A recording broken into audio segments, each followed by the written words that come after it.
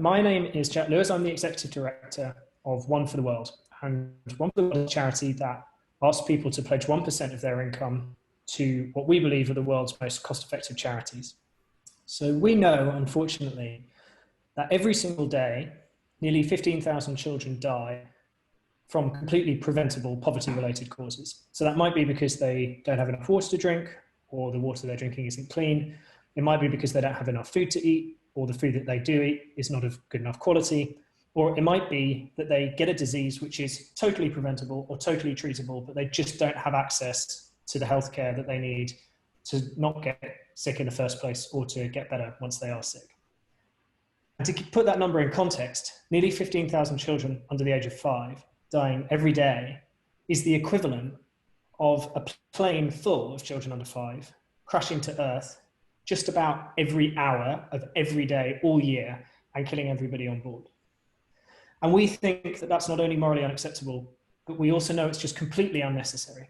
We're the first generation where the work of brilliant development economists, several of whom won the Nobel Prize in economics last year, means that we can say with a high degree of confidence that some interventions will actually consistently stop these totally unnecessary deaths and the unnecessary suffering of extreme poverty.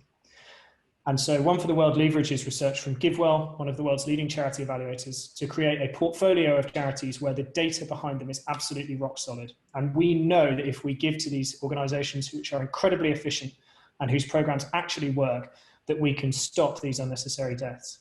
And so we ask people to pledge 1% of their income towards that cause. And if you're interested in doing that, please visit our website. And my colleague Kenan will put the URL in the chat, or reach out to us afterwards. And we'd love to talk to you about making that pledge for 1% of your income. However, I'm delighted today to be joined by two very good friends of the charity and also two people that I personally admire very much.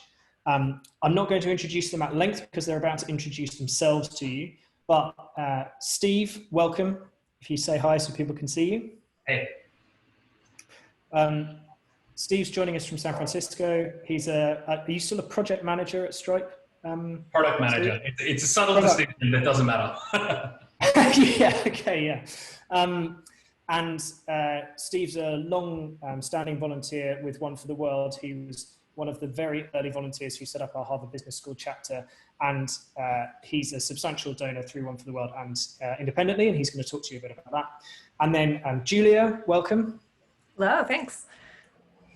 Julia is, if you're in effective altruism, which is the name of the wider movement that organizations like One for the World fit into, you will almost certainly know who Julia is because she's incredibly involved in the movement and has been professionally and as a volunteer for a long time.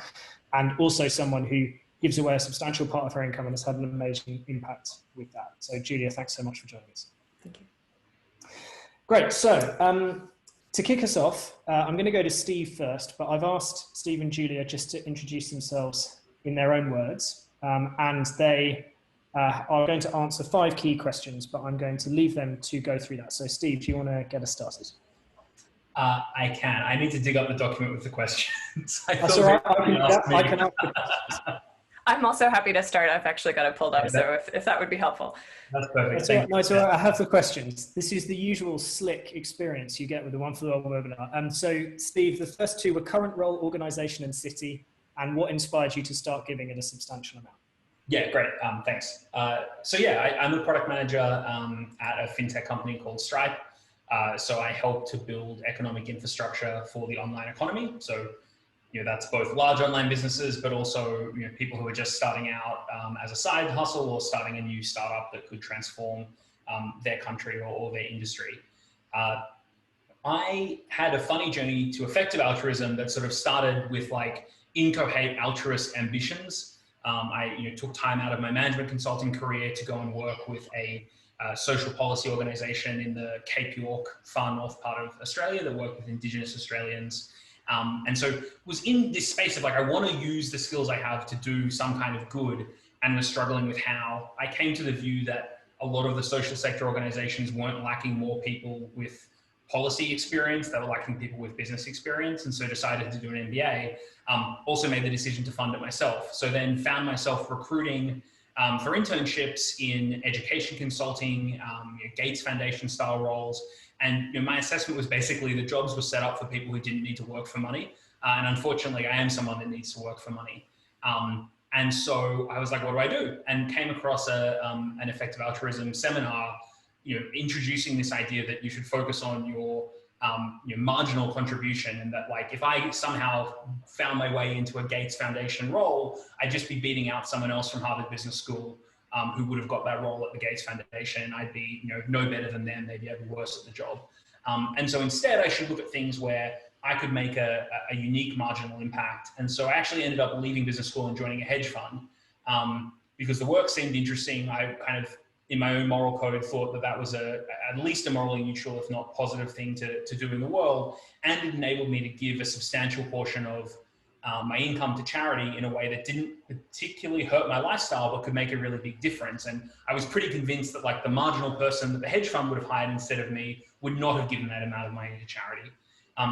And then I think as a final point, the other thing I realized is that I could make a marginal difference by being someone that was dogged and attempted at least to be persuasive in educating my peers about these giving opportunities. And so probably the thing I'm most proud of in my involvement with the community is, I think I've given a decent amount of money since I graduated business school kind of 4.5 years ago, but that amount has been eclipsed by the people that I was able to recruit in the Harvard Business School chapter, and then eclipsed many fold by all of the donors that have been involved in One for the World, which I had a role in setting up and getting off the ground in the early years.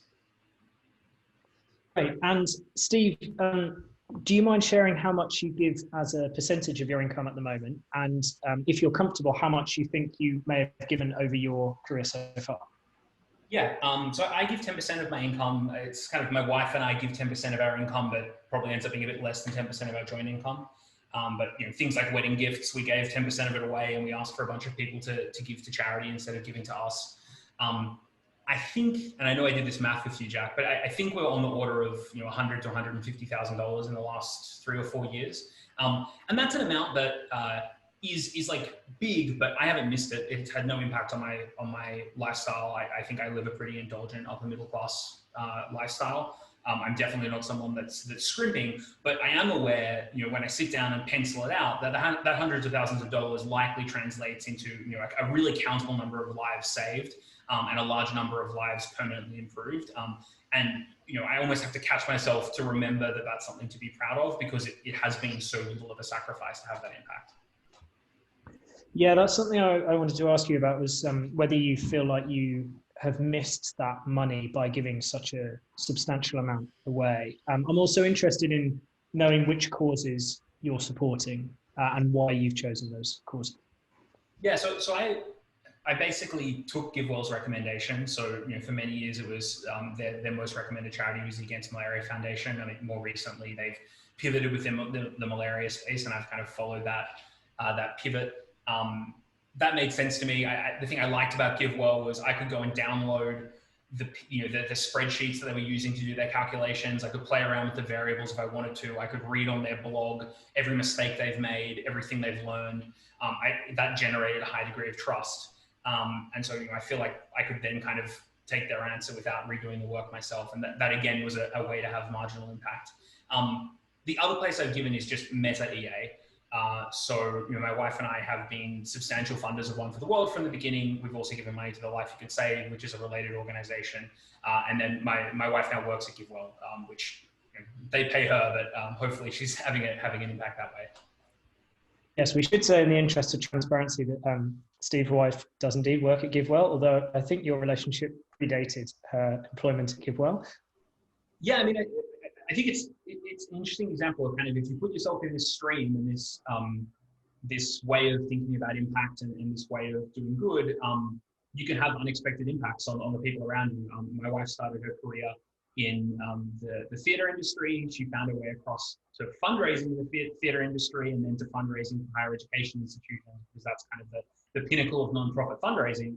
And so as she'd been going along this effective altruism journey with me, a role opened up at GiveWell, and she had the opportunity to take the skills that she developed in fundraising and say, hey, actually, like, we can apply these to effective altruism and to promoting charities there. So very much her decisions and her skill set, but I'm really glad that like by us going on that journey together, that's another way we can have impact.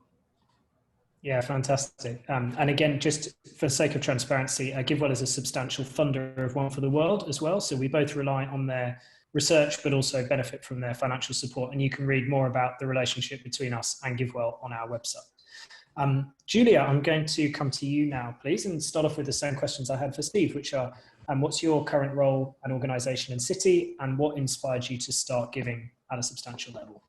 Yeah, I'm based in Boston in the US, and I work at the Center for Effective Altruism as a community liaison. I've been there for about 5 years, and that ends up being a sort of hodgepodge of different community related things as EA has been growing and changing. And similar to Steph, I came in with a background in social work, didn't expect that this would turn into an EA job, and then ended up finding that those were skills that they actually needed as they were thinking about growing the community and supporting the people in it.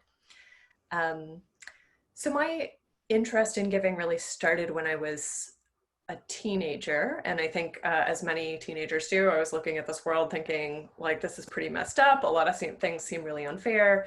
I wanted to do something personally about it, and looking at, growing up in a middle-class American family, I looked at the money that we had that was more than what we strictly needed, and just thought it was very unfair that a lot of people didn't have basic needs met. So I was donating from my allowance and sort of part-time job income at that point. And by the time I was in college, I realized that other people didn't seem, I was having trouble finding other people who seemed to be on board with this method, and kind of thought I guess I'll just do this by myself. But I met who's now my husband in college, and at first he thought that was pretty bizarre, but he kind of came around to it. And by the time we had our first real jobs out of college, we made a New Year's resolution to try and donate half of our income that year. We were living pretty frugally, renting a room from his parents, and didn't have a lot of expenses. We did forget about taxes, which it turns out you have to pay every year. So that was a lesson learned for us in our early naive days of big ambitious plans. So we didn't make our 50% goal that year, but we did try and make up for it the next year. We, at that point, that meant living at a very frugal level because of what our income was at the time. Over time, as our income has increased, so I've gone from kind of administrative assistant type work to later social work. I worked in a jail, essentially as a therapist for prisoners for a couple of years, and then working for a nonprofit. My husband, meanwhile, wasn't sure if he was going to go into linguistics or computer science. He had studied both, and it turns out there are a lot more jobs in computer science than linguistics, so that's where he ended up. And he basically just ended up making way more money than either of us had ever expected to own. And so we were able to continue giving at a pretty ambitious level. We've done between 30 and 50% most years, except once when I was in grad school. And at this point, we've been pretty solidly donating half of our income. So that was more of a stretch basically in the earlier years. At this point, it feels like our income is still, even after donating half, it's still well above what a typical American family has to live on, and well above what a typical family in the world has to live on. So I think, like Steve, it just feels,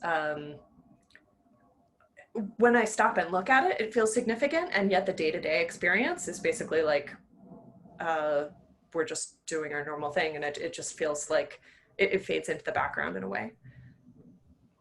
Yeah, and what causes are you supporting? So obviously, if you're giving away half of your income, you're making, fairly substantial gifts for someone who's early in their career, especially. So where have you directed those, and has that changed all the time? Yeah, similar to Steve, we've donated about half to GiveWell recommended charities.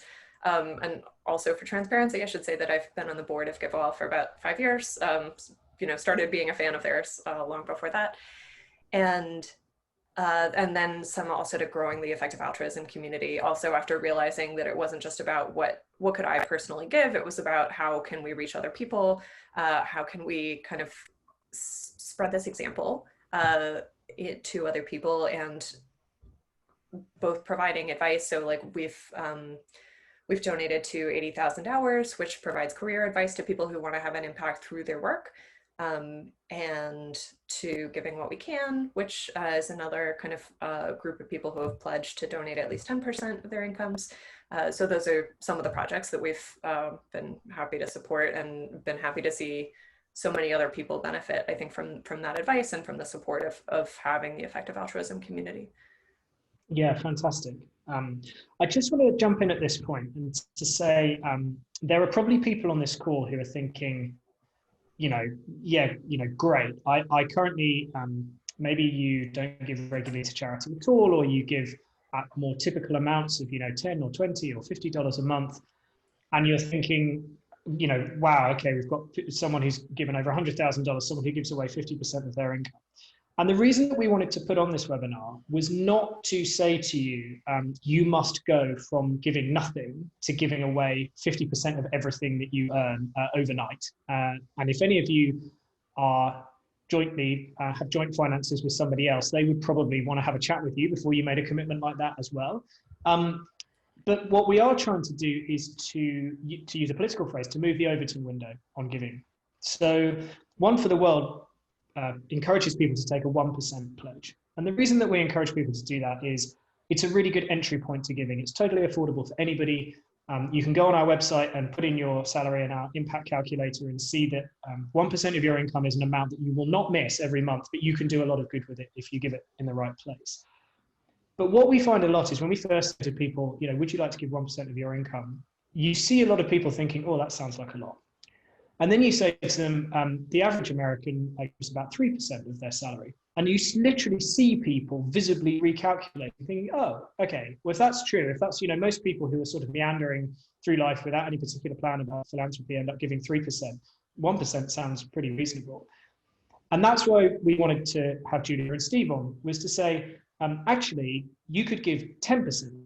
And there's an organization called Giving What We Can that I know Julia's had a long-standing involvement with, which encourages a 10% pledge. And that's something that I've done since I graduated from university.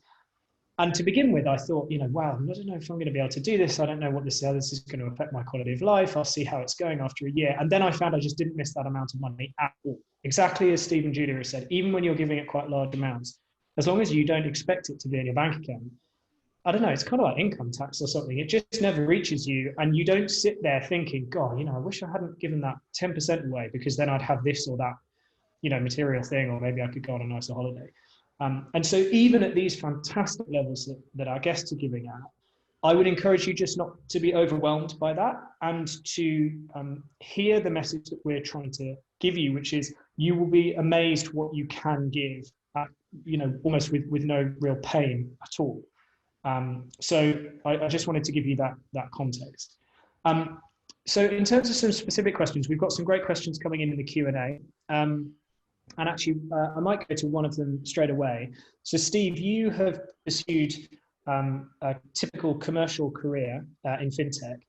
Have you tried to persuade any of your peers that they should give more and give more effectively? And have you had any success in that area, and what works? Yeah, I think it's a great question. I found grad school to be a fertile ground for raising these types of conversations. I think the social boundaries around what you can discuss in a grad school environment with your peers are quite broad, and as the One for the World model attests, I think you can often help people in these formative times of their lives, discover new perspectives and adopt them. Professionally, it's been challenging. So the hedge fund that I worked at out of business school has a long history with GiveWell. By coincidence, both of the GiveWell founders worked there. A bunch of the early employees funded it. My first two managers of the fund had actually been on the board of GiveWell in its early years. Even in that environment, it was tricky. I think there are social norms about the sorts of things you can bring up in the workplace. And certainly if someone is interested, it's really easy to go and talk it through. And I had a number of those types of conversations, but the extent to which you can sort of openly solicit, I think the charitable giving starts to wander into the politics, sex, and whatever the other taboo is, sort of space that is strange in the workplace. So that's a place where I really wish I could do more, and I'm sure there is a way to do more. And right now it's a little bit beyond my capabilities, to be honest. Yeah, it is interesting that One for the World is an organization that tries to persuade people, but we largely target people at university. And what we have heard fairly consistently, actually, inside and outside One for the World, is that there are stages of life when people are more persuadable. And I think university is one of those. I also think there's a point, Steve, you may be able to speak to this actually, fairly soon after people become parents, if they do become parents, when actually suddenly their worldview is quite malleable, and you see them kind of thinking, wow, thinking, I think, more empathetically maybe about the advantages that their children have and that other children might not have. And then we know from all the data on philanthropy that people are very amenable to starting to think about philanthropy in a big way later in life. And so I think if you're ever trying to persuade people, it's worth thinking about where they may be in the natural kind of evolution of their life and how persuadable or malleable their views may be at a particular point. Julia, I'm going to ask you a question about giving trends, which I know is something that you have some professional experience with. But first, I'm actually going to launch the first of our polls. So we have some polls to keep everybody engaged during the webinar. And the first one is simply asking, it'd be good to know how many of you give regularly to charity, if at all. So you should see something on your screen now that says that you can vote. Yeah, I can see many of you voting right now, which is great. And Julia, while those answers come in, could you tell us a bit about the giving trends that you've seen within effective altruism in your professional role? Yeah, so the focus in effective altruism really started out with a lot of emphasis on global health and development, kind of coming up along the same time as GiveWell was starting to work on that.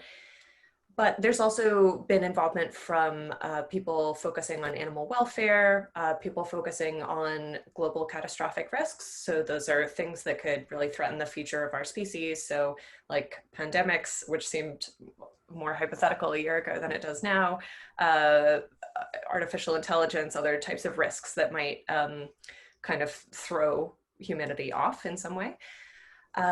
So it's more varied, I think, than a lot of movements are in terms of focusing on this question of where can we have the most impact without being committed to a specific answer to that. And so there are some kind of clusters where people tend to think are the most promising areas, but it is more varied than a lot of movements you'll see.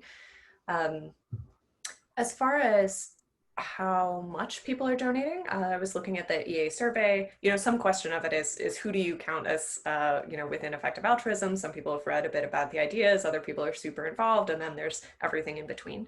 So of people who fill out the kind of annual survey, the typical person doing that is donating about 3%. So similar to US trends overall. I know that varies by country. And then around 20% are giving at the 10% level or more. Many of them might be members of Giving What We Can, which kind of anchors at that 10% level. And then there's some people donating higher percentage, but that's kind of the spread there in terms of amounts.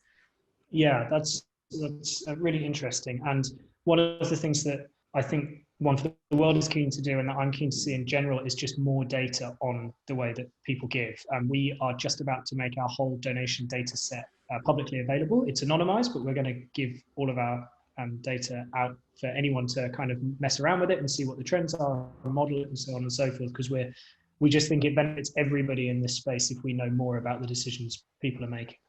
I'm just going to share the results of this poll, and I'm really pleased with the results of this poll because we have an almost 50-50 split between people who are giving regularly to charity and people who aren't yet. And the reason that I'm really pleased with that is if we have 100% of people on these webinars who've read every book in effective altruism and have been doing this for years, we're probably not really having any impact at all on our audience who are just sitting there agreeing with us. And the purpose of One for the World is to try to reach people who haven't heard about these things and say, come in, the water's lovely, you won't miss the amount that you give if you give 1%, and maybe in the future you can give more. So welcome to everybody, whether you are someone giving regularly or not. We've got a few more great questions in the Q&A, and there's a little group of them that I'm going to ask to both Julia and Steve, which is basically around what sacrifices do you feel that you've had to make to give at the level that you do? So Trevor was asking, what do you think is your biggest consumption sacrifice? So put another way, what would be the next marginal thing that you'd consume in a big way if you decided to spend more on yourself? Would it be a nicer house, more restaurants, something else? So maybe we'll go to Steve first. I think it's a great question. Because I don't notice it, it's not a top of mind thought. I did sit down and write a Medium post in 2018 when I realized that the amount I'd given up until that point was greater than the amount I had left on my MBA student loans.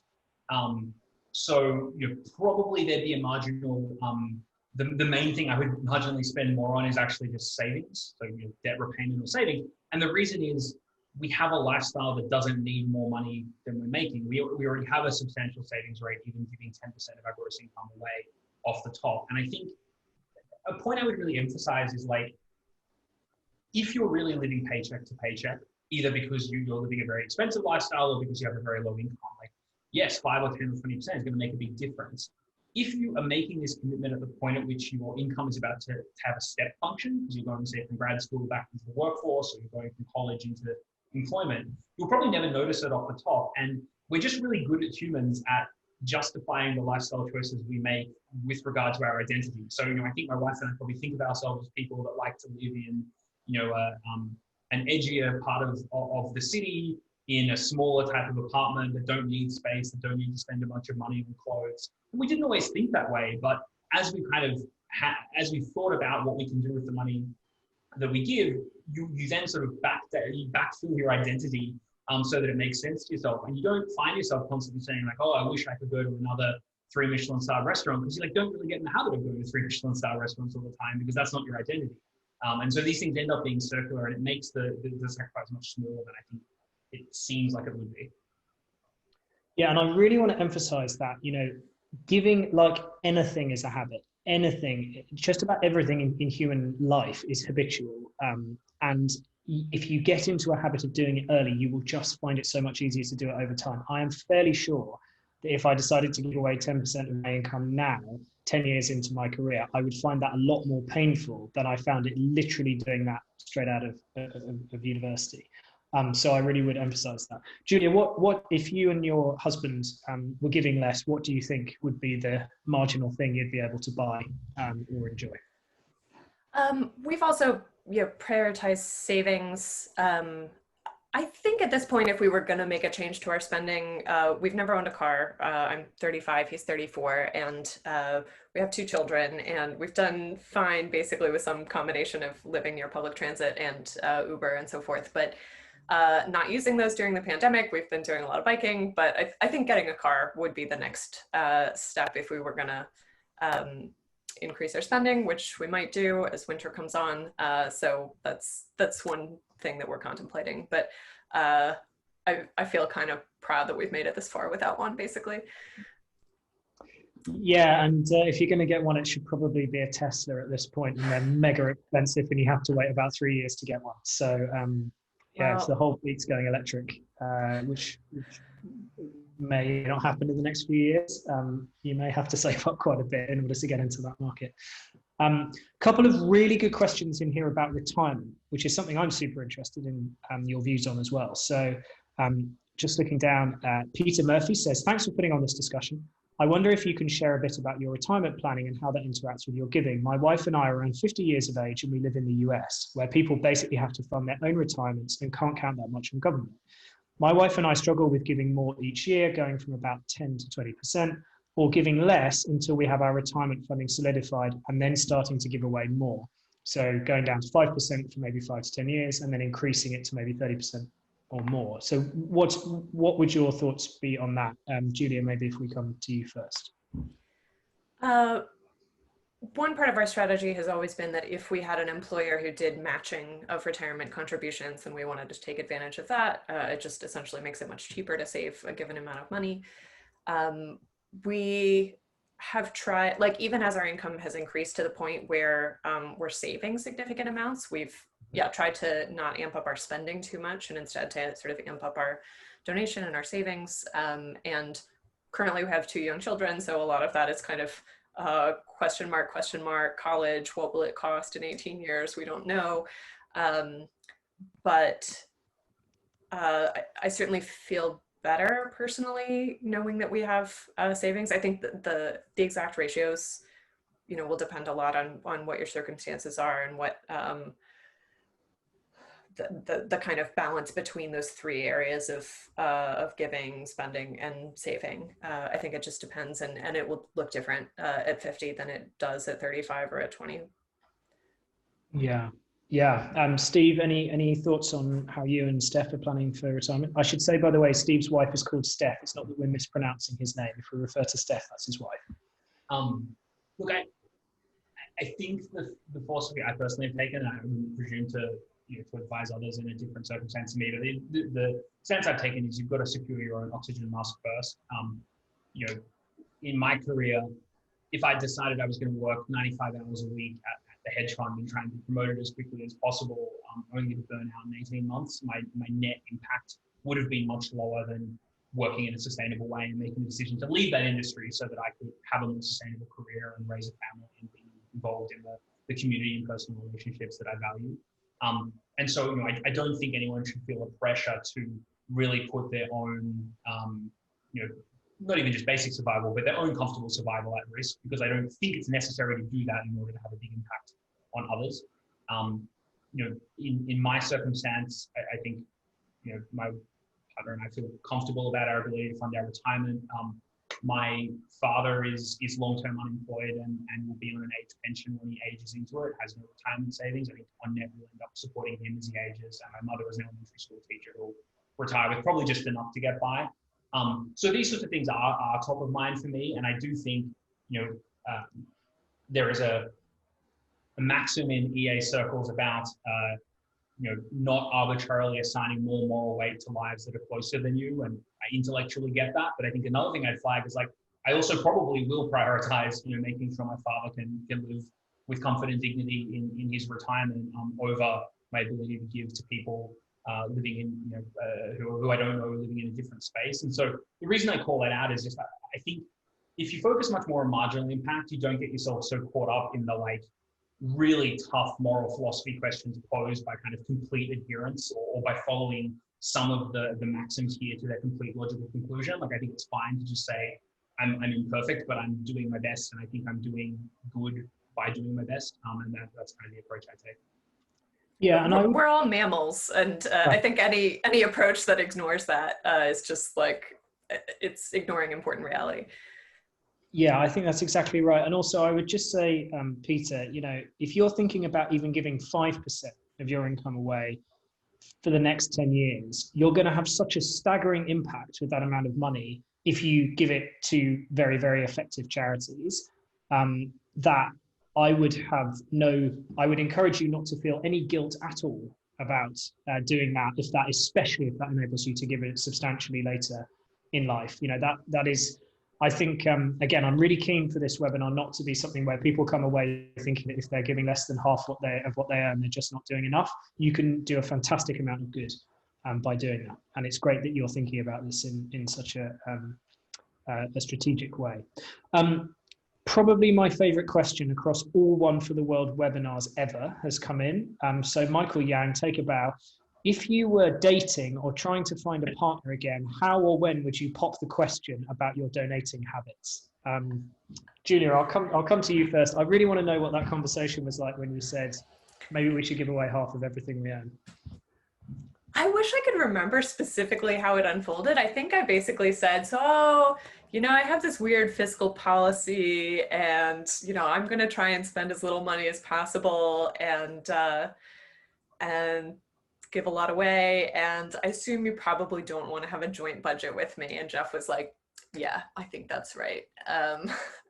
And then as time went on, he ended up sort of thinking actually, you have a point. It just doesn't quite add up for me to just keep everything I earn. And so it certainly didn't start at 50%. I was not donating 50% at that point, but we kind of started with the vague concept back when we were both undergraduates, and it was all a little hypothetical anyway, since we weren't earning very much. But then it just kept getting more concrete. Yeah, so Steve, would it be in your Tinder profile, the donation level that you have? I mean, my wife and I have been together since we were 19, and the thought of dating absolutely terrifies me. I can barely get to sleep with our baby at home. So I think it's irrelevant. I mean, one thing I would say though is like, but my wife and I kind of moved into the EA movement in our mid-20s. When we graduated, I was working in consulting. I spent every cent that I earned.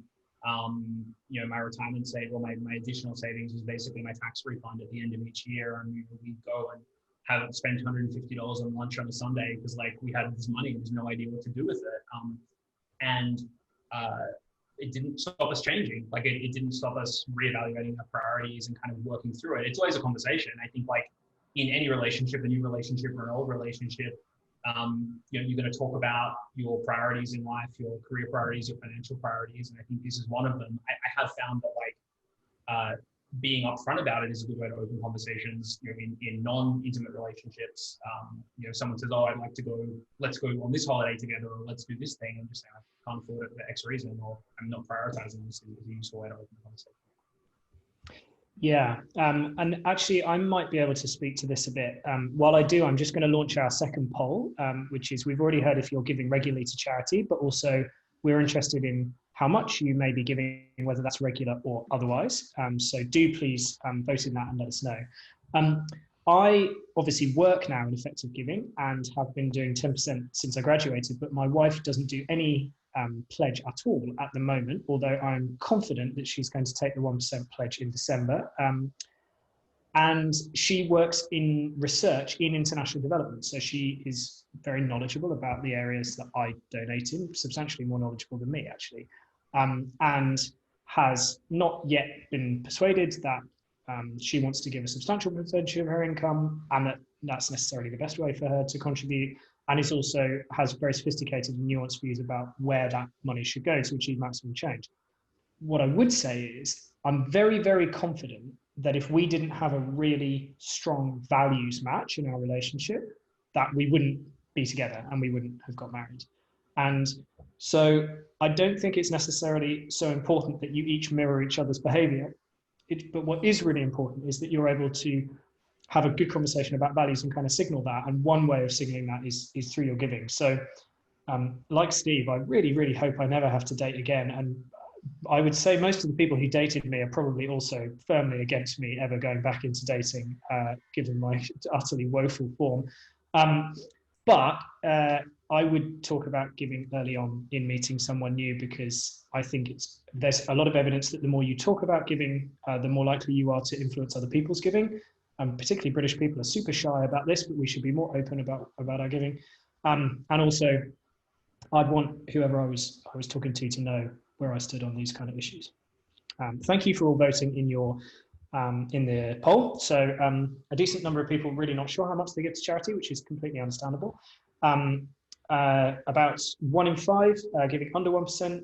There are 10% of people who are giving at 1%, 20% between 2 and 9, another 20% at around 10, and then another 10% at over 10%. So we have a real range of giving here, which is fantastic. And it means that we're keen to hear your views as well, because we have quite a representative sample here of a lot of people who don't give regularly, a lot of people who do, but then most people here giving a substantial majority giving it above the national average for a start.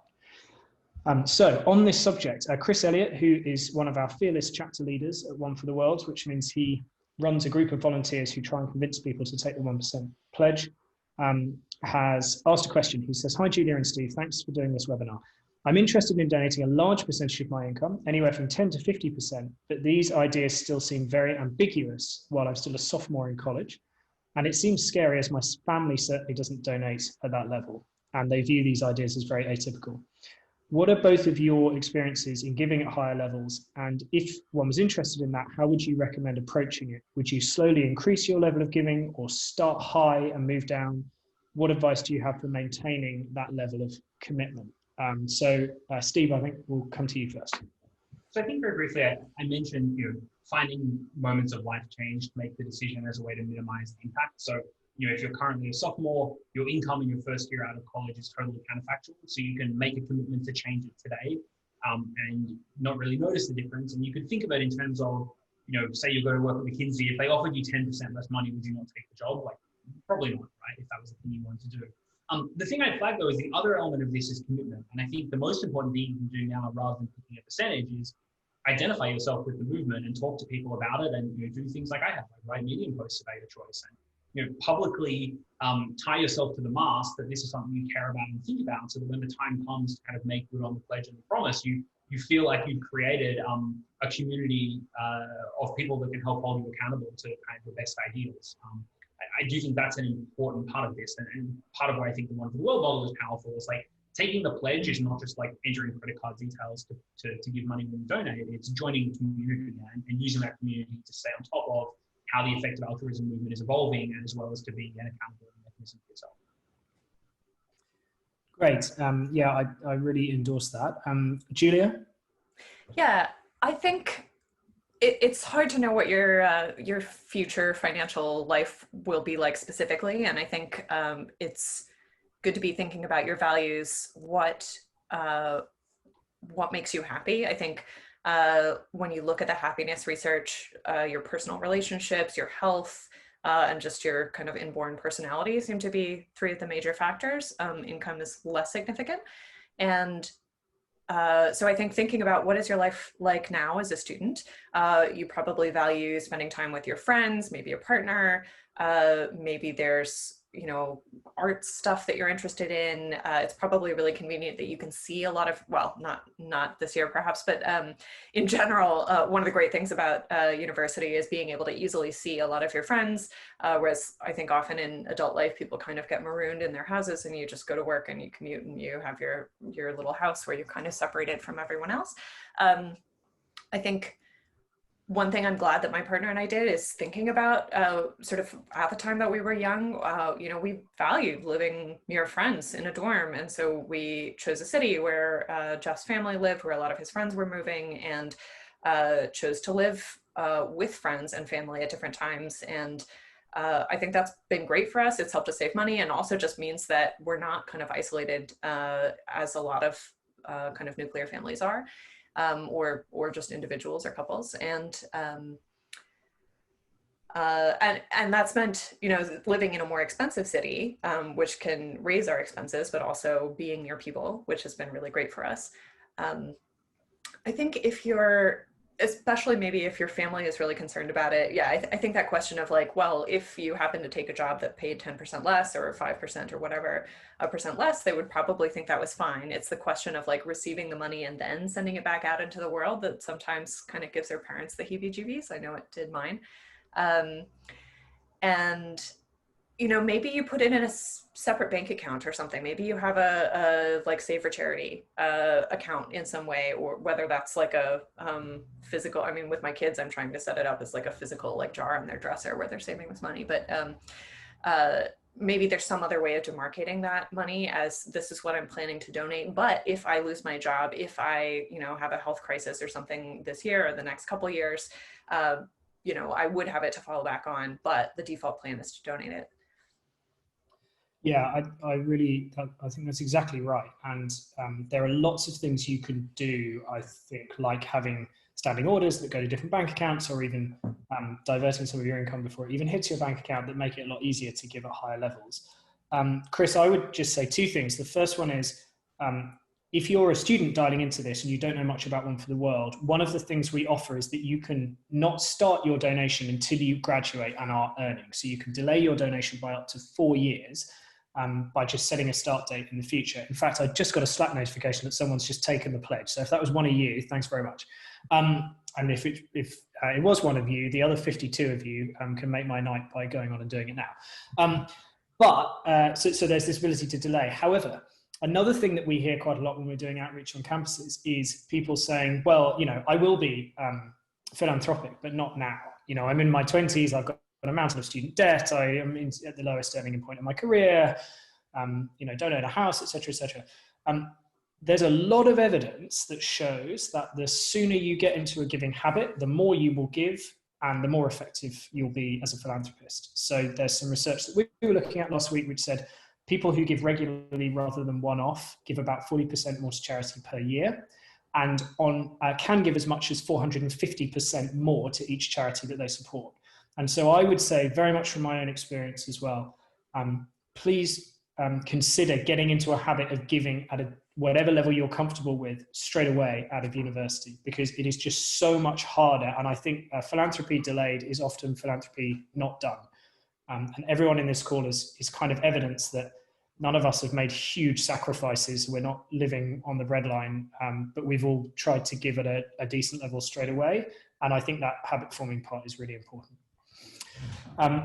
Steve, it's a bit like planning to exercise tomorrow. Yes, right, exactly. That's actually something I do all the time. Now you mention it, yeah.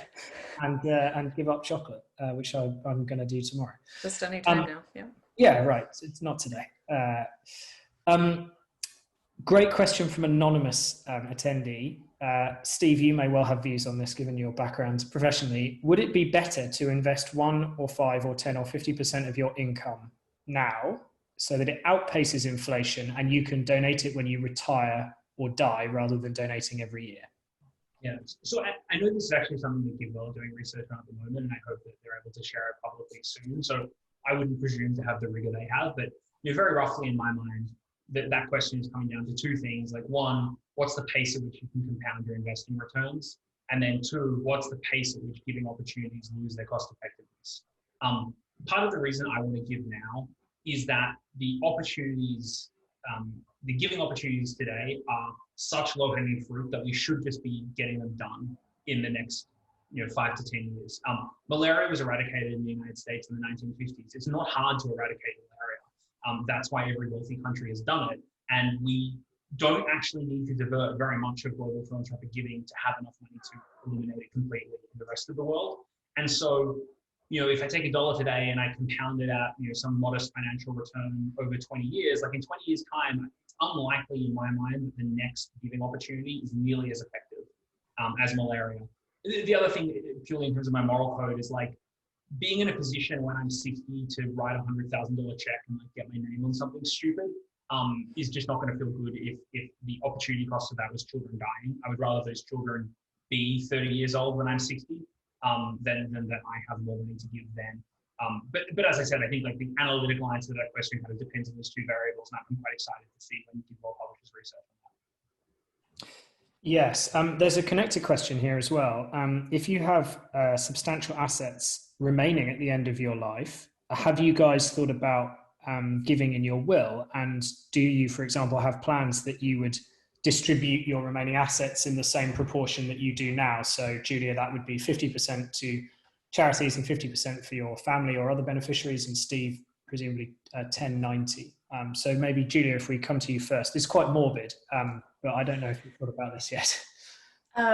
I think the current draft of our will, because we have little kids, is basically focused on what would it cost to raise them. I expect that we'll redo it once we're at a point where they're self-sufficient. But I think, one question on my mind is just like, how fast do the giving opportunities change? Hoping I make it another, many decades. So if that's the case, then I expect, maybe we will have wiped out malaria at that point. And so I don't have like a specific charity in mind at this point that I expect to be the best in several decades time. But there are options like leaving money to whatever GiveWell recommends, or there are other similar sort of things out there, I believe, where you can essentially know that the recommendations are changing, but that you're leaving it to be donated based on what that organization believes is best at the time. Yeah. Steve, have you thought about posthumous giving? One posthumous 1%. That's my new startup as of tomorrow. I have life insurance, which kind of serves the goal of like, if something were to happen to me or my wife, the survivor and our child be okay. In terms of leaving money, I mean, look, we'll see what happens. But my daughter is growing up with 2 professionally educated parents. She's like a legacy to Harvard if that's what she wants to do. She's white. in the United States. Like, she'll be fine. I'm just like not really viewing her as a place where I need to pour a bunch of extra money in order to, climb up some slippery pole. And like probably would be fine not leaving the money if I was in, if we were in a position where she was self-sufficient and could deal with herself. And so I do think that's an interesting angle on this stuff. Is like, you have a lot of things you can pass on to your kids, both like values and social capital and credentials and where they happen to live in the world and who they happen to know, that are totally non-monetary. And in many ways, those are more valuable than an amount of money you can give them, hopefully when they're already quite old and you pass on. Yeah, thanks for sharing that, mate. I'm sure Billy's going to be an absolute force of nature. We're getting near to the end of the session, I'm afraid, which is a shame because we still have loads of excellent questions. So I'm going to try and fit a couple more in. While I do that, I'm also going to launch our final poll, which is simply asking if you would like to know more about the One for the World pledge. There is no pressure to fill this out and say yes. If you're genuinely not interested, then no worries. But if you would like to have a conversation with us, I can. I'm professionally required to, but also morally very comfortable saying it's a great thing to do. You won't miss the money and you'll have an amazing impact by doing that. So while people are filling that out, two really interesting questions. One from Hugo, who says, you both seem quite content with the knowledge that you've saved some number of non-specific people in a non-specific place. Do you think this is atypical? And do you think most people can come to be motivated by such, quote, abstract results? Maybe Julia, if we go to you first. It does seem like some people find this more motivating than others. I do find it motivating. I've always felt like I don't need to know the exact specifics, and it's rare in any kind of charitable giving that you would know the exact specifics of who you're helping. In my mind, it's almost like knowing, say, when you went to university, you knew that you would make friends there. You didn't know who they were yet, but you knew that it would happen. You knew that those relationships would be important. And even though you hadn't met those people yet. And I think to me, it's meaningful just knowing that there are, people out there who are like me and my family in many ways. And that I was able to remedy the sort of stupid circumstances that meant that they had so many fewer resources than I did. And yeah, to me, the specifics are not the important part of that. Yeah, Steve, how do you think about the fact that you don't really know who you're helping or necessarily where they are at the point of giving? I think very similar to Julia. I actually think if you go interrogate other things you're interested in your life, they're often quite remote. Like, I don't know Joe Biden personally. He's pretty remote. Yeah. I would also say, Hugo, actually, I don't think that's very typical, actually, to answer your, part of your question. But we're hoping to make it more typical, and we have seen that just by talking to people about this, we can influence their views. And it turns out more people are interested in this type of giving once they've heard about it and understood where we're coming from than maybe you might have thought. Another really good question. Steve, I know you have a hard stop, so I'm going to try to let you go on time. What steps have you taken to protect against value drift later in life? Do you use a specific automated donation software? So maybe, Steve, if we come to you first. So value drift in life, it can probably overcome whatever tooling you have in place. But I think like the first thing is really just the values, like having that conversation about like, what do you think is a reasonable amount of money to spend living? And how quickly do you think that should change if your income changes? And I think we would like to ratchet up the percentage that we give. Haven't yet, mainly because I think we're collectively making less now than we were a couple of years ago because I changed careers, but that would be the plan. I think in terms of automation, in my mind, actually, the big thing is not the software. It's what I mentioned before about the social commitment. We basically now both work in this industry and, are part of events like these where we're identifying ourselves with it. And I think that's the thing that's most likely to make us continue doing it. Yeah. And Julia, what about the mechanics of your giving? Yeah, likewise, it's not automated. We kind of take a look at the GiveWell recommendations and make a choice every year, but I know some people do like to have a monthly deduction just for convenience and consistency. Yeah, I think the big thing is just that we've made this commitment, initially to our friends and by taking a public pledge. that just means it's definitely the plan, and it would be embarrassing not to do it. Yeah, all of One for the World's members have access to automated giving software. We partner with Donational, which was founded by someone in the effective altruism movement, specifically to help with this kind of thing. What we see a lot is that the people who are more engaged actually graduate from that into types of giving where they're more involved, so using donor advised funds or payroll giving or something else. But again, if you want to do habit forming, I would always say try to start with something that's going to come out of your account, whether whether you like it or not, so you get used to that level of giving. And I do think that can be a good way of making sure that you commit and follow through on a pledge. There are still some fantastic questions left in the Q&A, but I'm afraid we're going to have to draw stumps there because Steve, I know in particular, has to go and get onto another call. I would really like to thank both of our guests for coming along. It is not always comfortable to talk about your own philanthropy, particularly when you give a lot. And I think your answers were fantastic and open. I learned so much from you, and I'm sure everybody else did as well. So Julia, thanks so much for coming. Thanks very much for having me. Steve, thanks, mate. Really appreciate it. Thank you. My pleasure.